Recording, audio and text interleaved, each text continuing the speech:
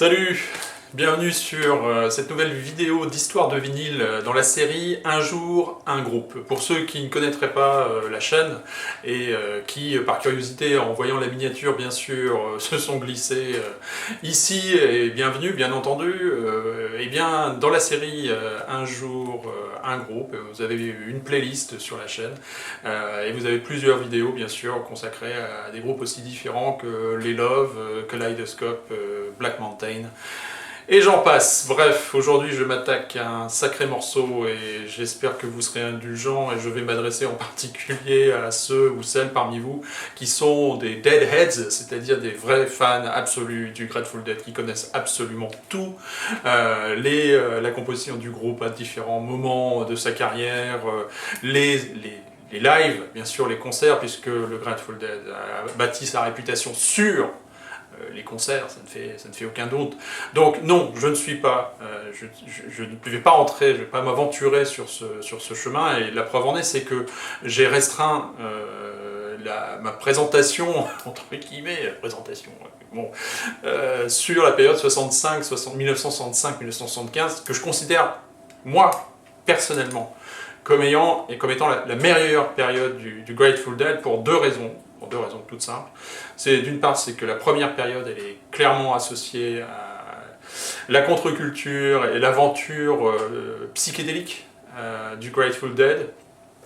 Et à partir de 1970, le groupe va prendre une autre direction, et je trouve que cette nouvelle direction, je la trouve passionnante, mais malheureusement, à partir de 1975, les albums qui vont suivre, je ne dis pas qu'ils ne sont pas intéressants, mais c'est tout autre chose, et y compris dans l'approche en concert du groupe. Voilà. Donc j'ai choisi déjà de me limiter à 1965-1975. Nous sommes en 2025, le groupe a donc été fondé il y a maintenant 60 ans. Malheureusement, n'ont survécu au groupe disons, parmi les premiers éléments du groupe que les deux batteurs, en fait, Bill Kreutzmann et puis Mickey Hart. Phil Lesh, qui était encore présent dans les dernières incarnations, qui n'était pas le Grateful Dead, mais avec Bill Kreutzmann et en particulier, est décédé en 2024, le bassiste. Bref, donc c'est un groupe dont il ne reste pratiquement aujourd'hui plus rien, si ce n'est des quantités extraordinaires d'enregistrements et de véritables merveilles, je trouve. Alors, le Grateful Dead, c'est un groupe de la côte ouest des États-Unis qui fait partie des 4 grands groupes de la baie de San Francisco. Alors, vous allez me dire, mais non, mais il y en a d'autres. Mais oui, bien sûr, encore une fois, j'ai fait plein de vidéos sur le rock psychédélique en particulier, à la fin des années 60, début des années 70, dont 2, je crois, consacrés à la baie de San Francisco. Donc il y a bien sûr le Steve Miller Band, il y a le Jefferson Airplane, le Quicksilver Messenger Service, et puis le Grateful Dead, bien entendu. Alors, comment je vais procéder ? Je vais procéder en ordre chronologique, pas forcément de la sortie des albums, mais des enregistrements dont je dispose en vinyle, depuis 1966 jusqu'à 1975. Je ferai ensuite, après un petit détour, après la présentation des albums et des albums live officiels sur cette période, donc qui sont sortis dans cette période. Je ne parle pas des enregistrements qui vont être exhumés par les deux archivistes. Il y a 2 archivistes des enregistrements concerts du Grateful Dead qui se sont consacrés à trier, à archiver tout ça, et qui ont passé un contrat avec le label Rhino Records dans les années, je crois que c'est dans les années 80, ouais, ça devait être, ou 90, pour que tout soit ressorti pratiquement, ou en tout cas les meilleurs concerts, depuis la série Dick's Picks, pour ceux qui, pour les Deadheads parmi vous, et aussi la série Road Trips, et là vous avez accès en fait à des dizaines et des dizaines de concerts, y compris des concerts complets du Dead, depuis pratiquement 1966 jusqu'au dernier concert du Dead, à la mort de Jerry Garcia, en 1995. Voilà. Allons-y, je sais, je suis sur des charbons ardents, mais je vous demanderai d'être indulgent. Je vais commencer par le début, bien sûr, de l'aventure. Le début de l'aventure, eh bien c'est principalement tout d'abord avec Jerry Garcia, qui deviendra bien sûr le guitariste emblématique du groupe, et puis Phil Lesh, le bassiste. Ils sont amis en 1963-64. Phil Lesh, lui, il étudie la musique à l'université de Berkeley. Et Jerry Garcia, lui, il survit en donnant des leçons de guitare, de banjo, etc. Et en 1964, ils vont rencontrer un fan de blues. Alors il faut savoir que Jerry Garcia, lui, il est plutôt dans la musique country, le bluegrass et bien sûr un petit peu le blues. Et puis ils vont rencontrer Ron McKernan, dit Pig Pen, en 1964, quelque chose comme ça, qui lui est vraiment dans le blues. Par contre, autant Phil Lesh, lui, il fait des études de musicologie, hein, donc il est plutôt la musique contemporaine, concrète, etc. Bref, et vous voyez que soudainement vous avez trois musiciens qui vont se retrouver, qui viennent d'horizons musicaux totalement différents. Et puis il y a un petit jeune qui s'adjoint aux trois autres, c'est Bob Ware. Alors lui, il est vraiment très très jeune, et lui, bon bah voilà, il joue de la guitare, principalement de la guitare rythmique. Ils vont faire des concerts, parce que dans la baie de San Francisco, 64, 65, il y a plein d'occasions de faire des concerts, mais surtout des concerts de bluegrass, de country, et puis de blues. Alors, sous un nom à tel point, hein, pour évoquer le côté un petit peu jug band, c'est que leur premier groupe s'appelle Mother McCree's Uptown Jug Champions. Voilà, un truc imprononçable. Bref, très rapidement, parce qu'en 64-65 commence à y avoir des expérimentations et pas que par dans la société, les marginaux, etc., entre guillemets, hein, des drogues psychédéliques, du LSD, il y a aussi les militaires hein, qui font des expériences à ce moment-là, 64-65, ce qui fait que la molécule, elle se peut procurer assez facilement, et ça va conduire à tout un tas d'expérimentations qui vont être relayées en particulier lors d'acid tests. Donc ça c'est en 65, quelque chose comme ça. Et là bien sûr, c'est ce que dit Jerry Garcia, ils vont découvrir un univers totalement nouveau, clairement une expansion sensorielle, et il va entrer dans cet univers, ils vont tous entrer dans cet univers, ils vont découvrir, vraiment ils vont s'y mettre au rock, et à tous à la suite de ces expérimentations pendant les acid tests, hein, à l'initiative de Ken Kesey, hein, celui qui a écrit Vol au-dessus d'un coucou, et c'est Merry Pranksters, ceux qui se baladaient, et qui ont parcouru les routes des États-Unis à bord d'un car bariolé,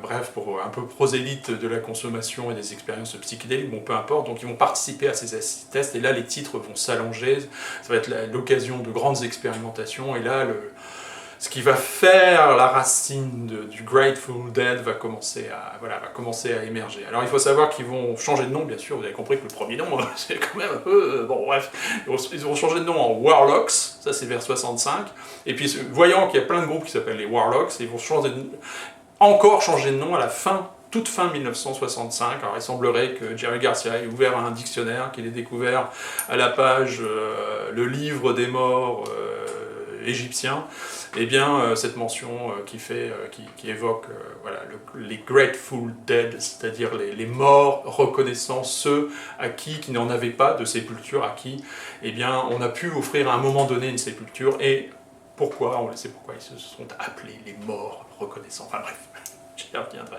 Et voilà, c'est parti. Plein de concerts. Ils vont s'adjoindre bien sûr les services d'un batteur, et le premier batteur dont ils s'adjoignent les services, en tout cas celui qui bien sûr va rester quasiment pendant toute l'aventure du Grateful Dead, c'est Bill Kreutzmann. Et voilà, vous avez disons l'ossature, la première ossature du Grateful Dead. Fin 65, début 66, et là ils vont enregistrer, parce qu'il y a tout un tas de salles, bien entendu, ils vont enregistrer en particulier à l'Avalon Ballroom, et c'est l'occasion de vous présenter, bien sûr, ce premier album, qui sort en 1971 sur le label Sunflower. Alors, il faut savoir qu'il y a deux albums qui sortent, qui contiennent des extraits de ces concerts à l'Avalon Ballroom, c'est donc à San Francisco, c'est Vintage Dead, que je n'ai pas en vinyle, et que je vous présente en incrustation, et puis celui-ci, cette fois-ci que j'ai en vinyle, c'est Historic Dead, et qui permet de découvrir en fait voilà, les premiers temps voilà, ils sont en train de faire leurs armes, ils sont déjà très bons, vous avez des titres, ici vous avez Good Morning Little Schoolgirl bien sûr, qui reprendront très souvent, qui dure 11 minutes, et puis vous avez un deuxième titre sur la deuxième phase, The Same Thing, donc là l'influence est très blues à chaque fois, mais vous sentez, voilà, vous sentez les improvisations psychédéliques, hein. Ils ont fait partie, ils ont animé les acid tests, il existe un vinyle qui s'appelle Acid Test, où le Grateful Dead apparaît plus en fond sonore qu'autre chose, bon bref, mais très très rare. Très rapidement, ils vont signer chez Warner Brothers Records, et qui va leur permettre de sortir leur premier album. En 1967, je crois que c'est en mars 1967, bien sûr, c'est ce sublime premier album du Grateful Dead, un des grands albums du Grateful Dead, c'est le premier. Alors, effectivement, il n'y a pas tout à fait ils vont lutter pendant très longtemps quand même, essayer de transposer les expériences des concerts, parce que c'est là où ils vivent leurs meilleures expériences de musiciens, semble-t-il, en studio, et c'est pas toujours évident. Alors, effectivement, cet album, qui a été enregistré en très peu de temps, quelques jours, je crois, eh bien, vous allez retrouver, bien sûr, Phil Lesh, Ron Carnan, Pigpen, bien sûr, Bill Kreutzmann, Bob Ware, et puis le Jerry Garcia sans sa barbe ici. C'est un superbe album, sorti en 1967, et vous avez à la fois des compositions originales du groupe, et puis des titres plus... qui sont des reprises, hein, alors il y a un titre, hein, The Golden Road, qui sera, voilà, c'est un titre emblématique, est absolument sublime. Quand vous écoutez cet album, véritablement vous sentez une espèce de joie, de plaisir à jouer, c'est plein d'énergie, c'est plein de fraîcheur, c'est extraordinaire. Alors bien sûr, le psychédélisme n'est pas oublié, hein, je veux dire dans l'aspect surtout le jeu de guitare, vous retrouvez dans Good Morning Little Schoolgirl, Morning Dew, et puis Viola Lee Blues, qui est un titre qui dure 10 minutes, donc là ça donne l'occasion quand même aux musiciens de partir un petit peu.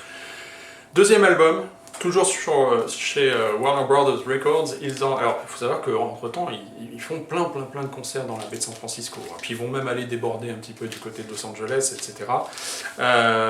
1968, c'est un moment important dans la carrière du Grateful Dead, puisque c'est à ce moment-là que débute la collaboration avec Robert Hunter, qui est un ami de Jerry Garcia, et qui va être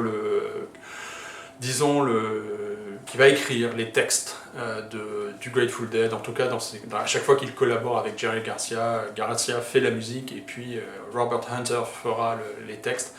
Donc début d'une longue collaboration entre les deux, là, et avec le Grateful Dead bien sûr, et puis l'adjonction d'un nouveau bien sûr, batteur, qui est Mickey Hart, qui lui, alors moins technique que Bill Kreutzmann, mais qui a quelque chose d'une connaissance, encore une fois, c'est plus un percussionniste véritablement, et j'y reviendrai pour ses activités solo. Donc ça, c'est un superbe album. Alors là, complètement, c'est l'album pour moi le plus psychédélique du groupe, c'est Anthem of the Sun, qui sort en 1968 avec cette superbe pochette. Les pochettes quand même du Grateful Dead seront toujours assez fantastiques. Là, vous êtes tout à fait dans les expérimentations du studio déjà, et puis l'expérimentation psychédélique avec cette côté improvisation voilà, ils vont s'y mettre. D'ailleurs, il y a à la fois l'utilisation du studio, ils vont utiliser les enregistrements studio et les enregistrements live. Et tout ça, ça va permettre la construction de cet album. Alors, concept album, je ne sais pas si c'est plus approprié, mais en tout cas, c'est un ensemble véritablement très cohérent. J'adore cet album. Ici, c'est le pressage original, mais dans l'édition néo-zélandaise. À la même période, les Néo-Zélandais pressent des vinyles, c'est vrai qu'ils sont très loin, donc ils ont obtenu ces droits-là. Et superbe album, absolument fantastique. Et il y a qui va être avec eux jusqu'en 1970. Ils se joignent les services de Tom Constanten. Il sera là de 1968 à 1970, donc claviériste. Il faut savoir que Pigpen, lui, chante, en particulier sur les titres blues, et puis, alors il n'y en a pas ici, hein, pour ça il est un petit peu à l'écart là, mais il est aussi claviériste et harmoniciste. Donc, superbe album, 1968. Ils vont Bien sûr, c'est la période dans laquelle ils sont le plus dans l'aventure psychédélique, même si en concert, ils vont jouer des titres voilà, à l'initiative de Pigpen, de Ron McKernan, des titres de blues, bien entendu. Le blues est toujours là, la country est toujours là, mais c'est vrai que là, ils sont véritablement dans l'expérience psychédélique. Et si pour moi, l'album le plus psychédélique, c'est sans aucun doute Anthem of the Sun, disons que l'expérience psychédélique va culminer dans les deux albums que je vais vous présenter. Le suivant, Studio, c'est Aoxomoxoa, donc un palindrome, avec encore une fois cette pochette absolument magnifique réalisée par Rick Griffin, un des grands dessinateurs de posters et de pochettes sur la côte ouest des États-Unis à la fin des années 60, avec Alton Kelly. Sublime album, avec un titre, bien sûr, premier titre de la première phase, c'est St. Stephen, qui reprendront, mais alors très souvent en concert. Superbe, enfin, il n'y a rien acheté dans cet album, c'est un grand monument du rock psychédélique aux États-Unis, avec China Cats and Flowers, bien sûr, Mountains of the Moon, qui est un superbe titre avec cette voix un peu chevrotante de Jerry Garcia, enfin bref, incontournable, magnifique à découvrir, absolument. 1969. 1969, c'est aussi la sortie du premier album live officiel du Grateful Dead, qui est, je l'avais déjà dit, alors peut-être que je mettrai les liens dans la description de la vidéo. J'avais proposé une vidéo sur les plus grands concerts fin des années 60, début 70, et celui-là, ça fait sans aucun doute partie des plus grands concerts de rock et de rock psychédélique de cette période.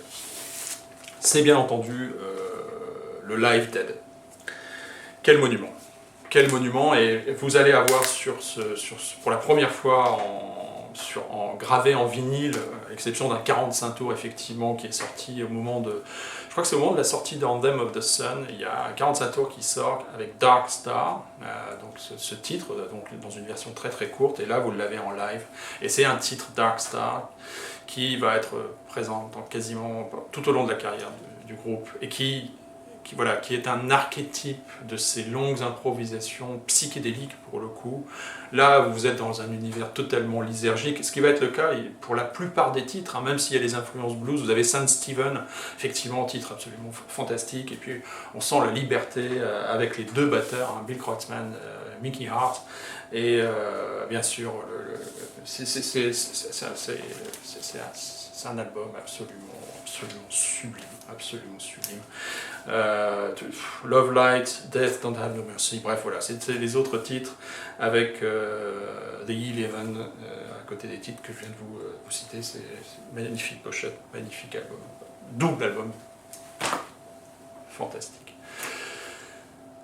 Maintenant, il va se produire un changement. Clairement, ils vont changer de direction en 1970 avec l'apparition de deux albums absolument formidables.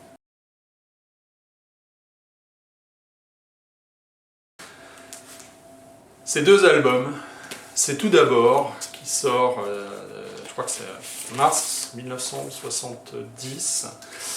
Alors, le changement, il est même représenté dans la pochette. Ce premier album 1970, c'est Working Man's Dead. C'est un superbe album où ils reviennent un petit peu à leurs racines, c'est-à-dire racines blues, country, presque bluegrass aussi. Donc clairement éloigné du psychédélisme. L'ensemble de la pochette, ils se sont... Phil Lesh s'est coupé les cheveux, enfin bref, on est du côté de l'Americana, c'est exactement ça. Je pense que le Grateful Dead, c'est un des groupes qui est le plus représentatif de ce qu'a été la culture musicale aux États-Unis depuis la fin du 19e siècle jusque dans les années 60-70. Ils vont piocher dans le folk, la country, le bluegrass, le blues, et bien sûr le rock et le rock psychédélique. Et voilà, c'est un album Uncle John's Band, enfin Dire Wolf, super vite. Tout est Easy Win bien sûr, Black Peter, Casey Jones, bref, des titres que vous allez retrouver en concert. Magnifique, il n'y a rien à dire. Entre les deux, mon cœur balance, hein, entre celui-ci puis le suivant, qui sort lui aussi en 1970, qui est une pure merveille. Alors bien entendu, encore une fois, hein, ce que je disais, on s'est complètement éloigné du psychédélisme. Mais là, peut-être que celui-ci, peut-être que j'ai une petite préférence pour American Beauty, qui sort en fin 1970. Box of Rain, ouais, tout est Tracking, qui sera un titre qui sera très très fréquent, emblématique du Grateful Dead en concert. Là, ils ont des harmonies, ils ont beaucoup travaillé sur les harmonies vocales pour cet album, et par moments, c'est vrai que je crois que d'ailleurs que Steven Stills participe un petit peu à l'enregistrement, et il y a des harmonies vocales un petit peu à la Crosby, Stills, Nash et Young. Clairement, c'est super. Tous les titres sont extraordinaires. Sugar Magnolia, Candyman, vraiment, je pourrais tous les citer. Ils sont absolument fantastique, un album, ces deux albums, Working Man's Dead et puis American Beauty sont des tueries absolues, voilà, ils sont à découvrir. Deuxième album, double album live, qui sort en 1971. Mickey Hart s'est un petit peu éloigné du groupe, effectivement, alors pour des raisons personnelles en fait, mais il va revenir bien entendu.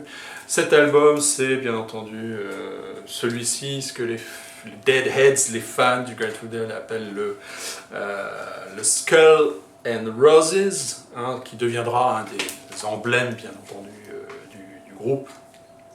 Il y a des titres inédits, hein. Je vous disais que Mickey Hart s'était éloigné, vous voyez dans la composition du groupe ici, il n'y a que, ils ne sont plus que Phil Lesh, Jerry Garcia, Pigpen, Bill Kreutzmann bien sûr, et Bob Weir. Alors, il y a des titres donc qui apparaissent pour la première fois sur un album. Il y a Bertha, donc le premier titre. Il y a un de mes préférés, donc il y a The Other One. Alors The Other One, il faut savoir que si vous l'écoutez très très attentivement, clairement, il commence sur les dernières notes de Dark Star, qui venait probablement de jouer juste avant. Vous allez retrouver des éléments de Dark Star dedans, des éléments de Saint Stephen aussi. Bref, c'est une espèce de medley, je ne suis pas sûr que ce soit un titre à part entière, bon bref, mais passionnant. Là, on retrouve le psychédélisme, hein. Et puis, un titre que je trouve absolument magique, c'est Wharf Rat, ils vont, dans cet intervalle de temps, ils enregistrent bien sûr, ils font des centaines de concerts. Et tout ça, pour la plupart, à partir en particulier des années 70, tout ça, ça va être enregistré quasiment systématiquement. Ce qui a constitué une archive considérable et ce qui a alimenté effectivement la sortie, hein, je vous l'ai dit, par Rhino Records dans les années 90, de tout un tas surtout des CD, d'ailleurs, des coffrets, CD, machin, etc. On pouvait écouter tous ces concerts. Bref, moi j'ai dit, je parle que de l'officiel. Alors, un autre album absolument fantastique, j'ai évoqué Rod McKernan, donc Pigpen, parce que en fait, il est en 1971, il est malade, ça va s'accentuer en 1972, hein, il est alcoolique, donc il a une cirrhose clairement, et malheureusement c'est ce qui va l'emporter, et donc il décide en 1972 de faire une tournée en Europe. Et eh bien, cette tournée est matérialisée dans un triple album qui est comme sous ce format-là que vous le trouvez le plus souvent aux États-Unis, mais aussi en Angleterre, en France, en Allemagne. Et puis moi j'ai la version espagnole de ce triple album, Europa 72. Donc là, il y a des extraits de concerts à Paris, à l'Olympia, à Londres, à Copenhague, bref, une tournée où ils emmènent toute leur famille et où ils sont obligés un petit peu de pallier aux faiblesses de Ron de Pigpen par l'adjonction d'un nouveau claviériste qui est Keith Gottscho, et son épouse viendra également s'ajouter au groupe, tout d'abord dans les chœurs, et puis elle prendra un peu plus de place au début des années 70. C'est un des très très grands albums live du Grateful Dead. Moi, je trouve que c'est... s'il fallait peut-être classer, si j'avais dû classer dans cette période, années 60-70, mon enregistrement préféré du Grateful Dead, c'est peut-être celui-ci. C'est peut-être celui-ci. Voilà, absolument.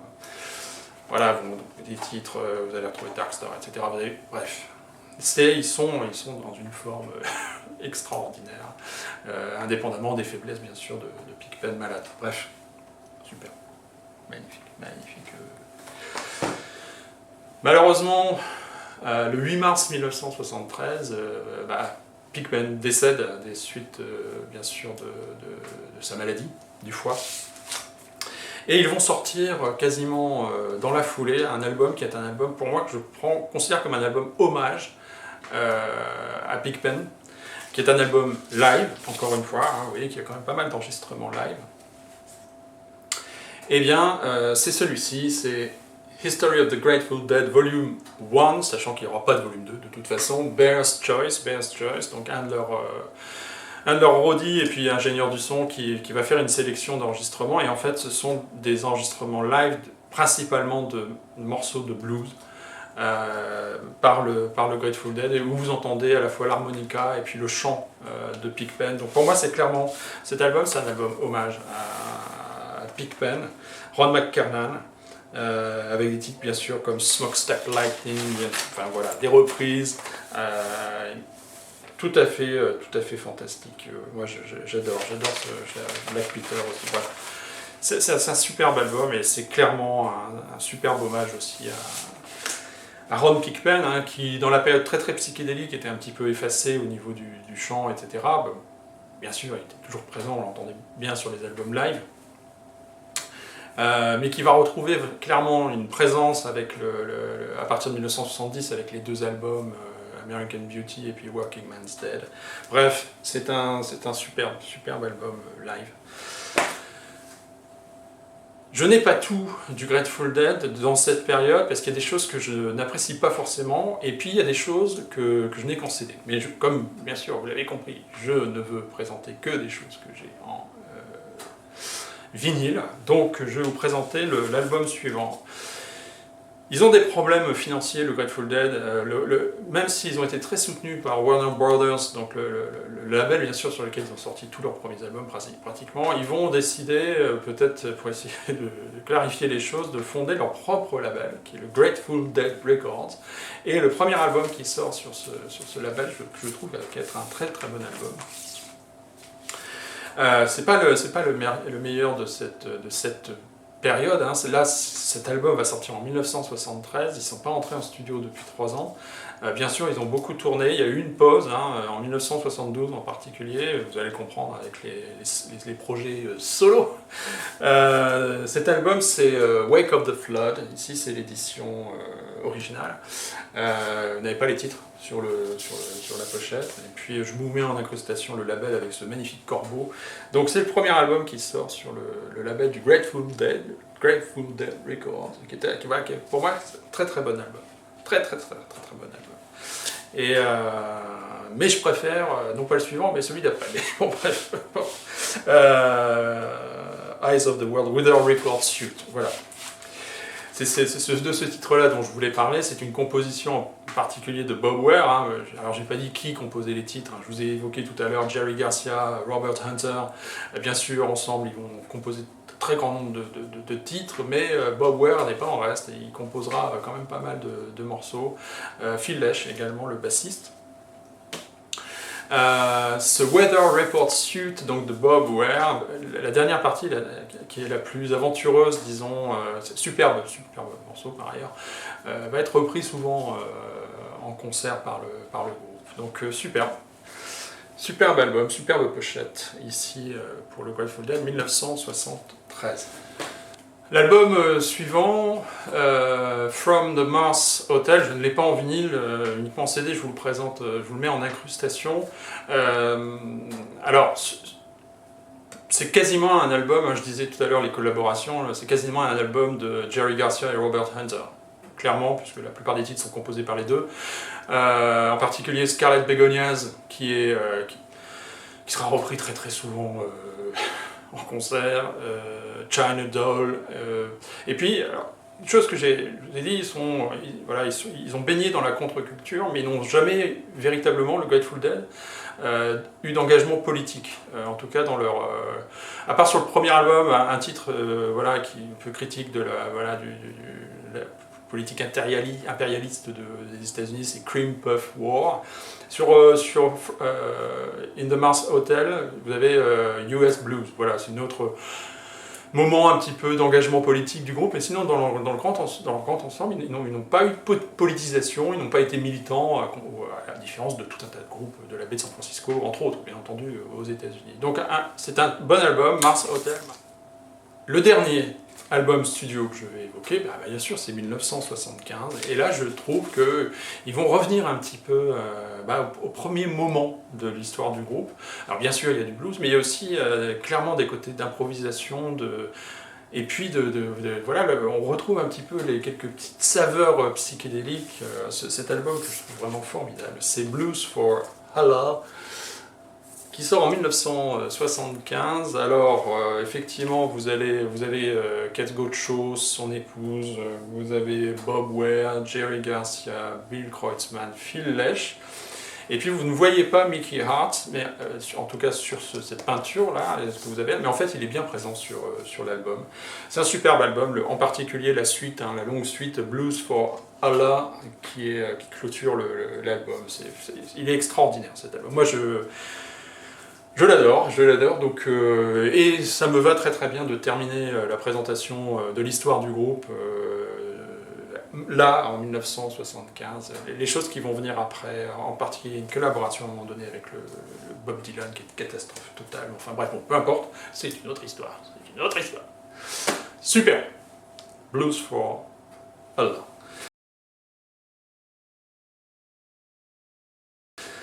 Alors, je vous ai dit, ok, ça c'était un petit peu le Grateful Dead. Bien entendu, il y aurait 1 milliard de choses à dire, ce n'est pas l'objet. L'objet de cette vidéo, c'est de donner envie à ceux qui ne connaîtraient pas d'écouter le Grateful Dead. D'accord ? Je ne m'adresse pas aux connaisseurs en quelque sorte. Je vous dis ce que j'aime et la façon dont j'ai apprécié ces albums. Il y a des kilos de concerts, je l'ai dit. Donc, il y a des kilos de... Vous pouvez passer votre vie quasiment, vous pouvez passer à 1 mois à n'écouter du matin au soir que des lives et différents du Grateful Dead, qui sont disponibles, tout ça en CD, d'accord ? Donc, voilà. Donc ça, je ne l'évoque pas, cette partie-là. Ils ont eu des activités solo, les différents membres du groupe. À commencer par Jerry Garcia. Jerry Garcia, lui, quand il ne jouait pas avec le Grateful Dead, il allait jouer dans des clubs, et ça dès quasiment le début de l'histoire du groupe. En particulier un groupe à San Francisco qui était The Matrix.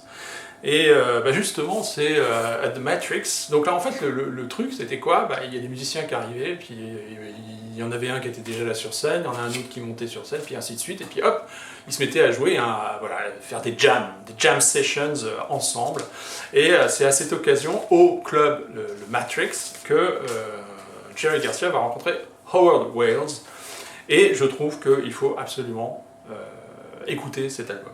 Donc il sort en 1971, donc Howard Wales and Jerry Garcia, outre-rôle. C'est superbe.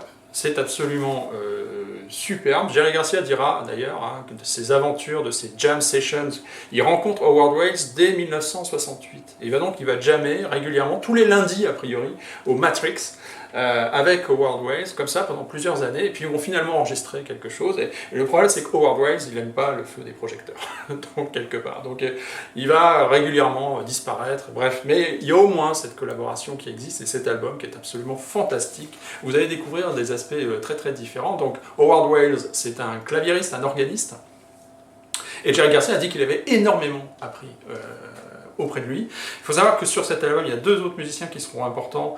À la base, c'est John Kahn, et puis il y a aussi il y a Bill Witt à la batterie, qui feront partie plus tard du Jerry Garcia Band. Donc voilà, une autre incarnation. Vous avez le premier titre, South Side Strut, qui est une espèce de titre funky avec Jerry Garcia très très en forme dans une sonorité de guitare un peu à la avec pédale wah-wah, voilà, très très funky, absolument fantastique. Et un de mes titres préférés, c'est Up From The Desert aussi. Je retrouve un petit peu la guitare que vous entendez sur le... rien à voir, il faut l'écouter, d'ailleurs ça sort la même année. C'est sur Melody Nelson de Serge Gainsbourg. Bref, tout est formidable. Tous les titres sont formidables. Moi, j'adore cet album. Et je crois qu'il est relativement peu connu, bon, à l'exception de, encore une fois, des fans du Grateful Dead et de Jerry Garcia en particulier. C'est un superbe album. La plupart des titres sont composés par Howard Wales, à l'exception d'un titre. Je crois que c'est Da Bird Song, si je ne dis pas de bêtises, qui est composé par Jerry Garcia et Howard Wales. Super. J'en mets un autre, mais il y en a d'ailleurs, pour le coup, il y en a. Je reste dans la période 1960, vous avez compris, je reste dans la période 1965-1975, et un autre album que j'aime beaucoup, qui est fait quasiment uniquement de reprises.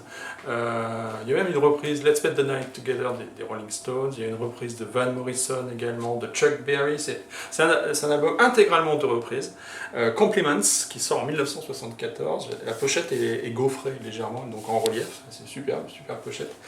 Il y a un titre qui est composé par, donc inédit, composé par Jerry Garcia et Robert Hunter, sinon encore une fois c'est très cool. Même la reprise de Chuck Berry, elle est extrêmement tranquille, et ouais c'est un superbe album, ça permet de découvrir un autre aspect, toujours des aspects, il est multifacette, clairement, Jerry Garcia, bref, superbe album.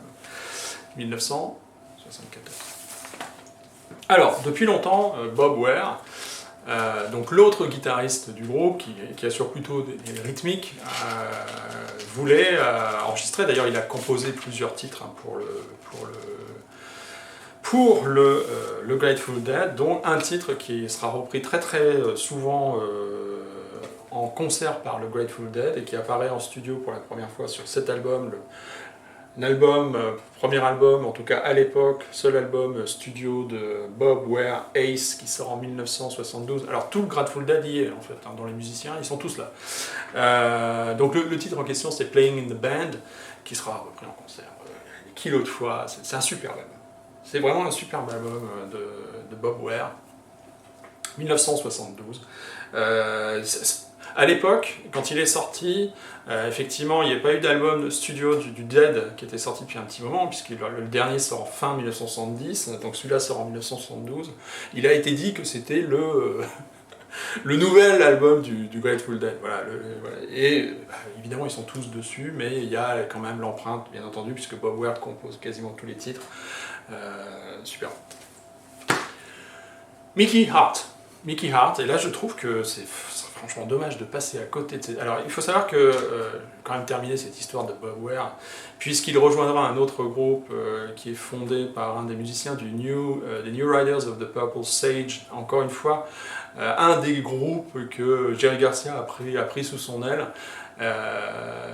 Ils iront fonder Kingfish, voilà, un autre groupe dans lequel vous pouvez trouver Bob Ware. L'album solo de Mickey Hart, c'est Rolling Thunder, qui sort lui aussi en 1972. Effectivement, lui, il a une approche, hein, il y a un moment donné, Jerry Garcia disait des deux batteurs, à quel point ils étaient, Bill Kreutzmann et puis Mickey Hart, à quel point ils étaient voilà, fusionnels et complémentaires, c'est que pour donner le temps, c'est-à-dire la rythmique, la solidité et la référence pour les musiciens, c'était Bill Kreutzmann. Voilà, lui, c'était le métronome. Et pour celui qui donnait de la coloration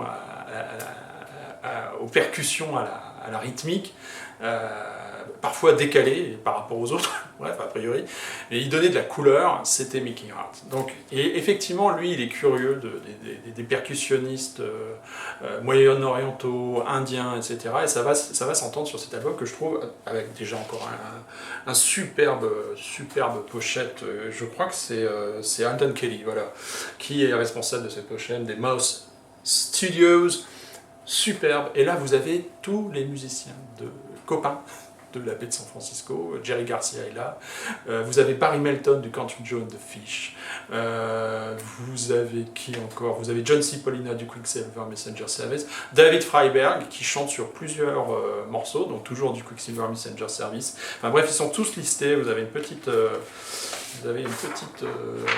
voilà. Et vous avez sur tous les musiciens qui participent. Et vous avez en particulier donc Ala Raka et Zakir Hussin qui sont des percussionnistes et donc avec cette sonorité orientale. Le premier titre c'est un chant amérindien, parce que Mickey Hart a des origines amérindiennes, et donc il y a cet hommage qui est donné, d'où le nom Rolling Thunder. Effectivement, vous entendez l'orage, et puis une incantation amérindienne à l'orage. De quelle tribu, je ne saurais vous dire. Bref, il y a Grace Slick qui participe également, enfin bref, vous avez tous les copains qui sont là, et les copines, c'est un album absolument, encore une fois, qui est, à part pour les fans du Grateful Dead, encore une fois, c'est à découvrir. Franchement, moi je l'adore, c'est un super album. Pour tout. La pochette, la musique, tout. Bref. Voilà.